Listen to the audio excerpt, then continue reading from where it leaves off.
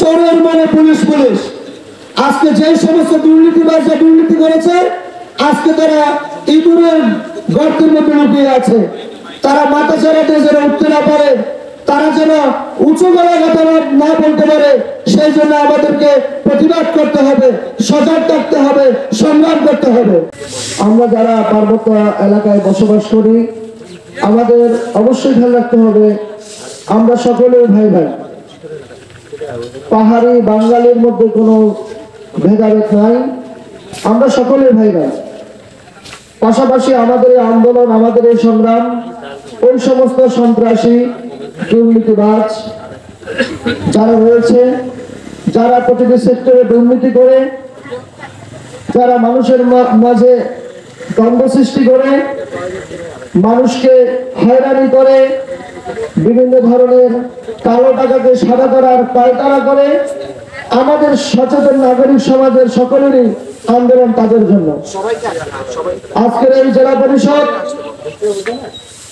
অন্যতম একটি প্রতিষ্ঠান।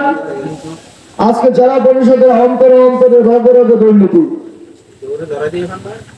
এই দুর্নীতির কারণে এই দুর্নীতিগ্রস্তদেরকে বিদায় করানোর জন্য, অপসারণ করার জন্য, শাস্তি দেওয়ার জন্যই, আইনের আওতায় আনার জন্য আজকে আমরা এখানে সমবেত হয়েছি।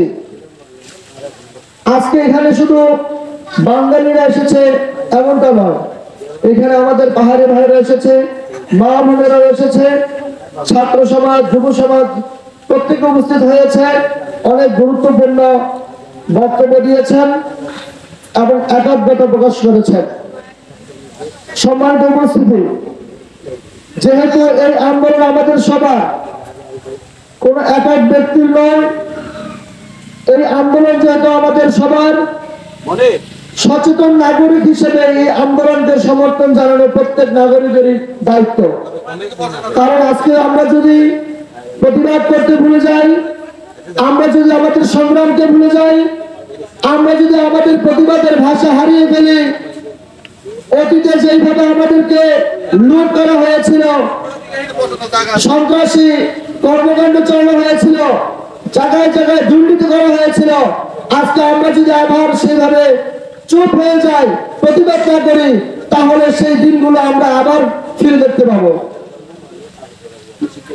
অতীতে আমরা যে সমস্ত দুর্নীতি দেখেছি, স্বৈরাচারী দেখেছি, সন্ত্রাসী দেখেছি, ভবিষ্যতে আমরা সেগুলো দেখতে চাই না।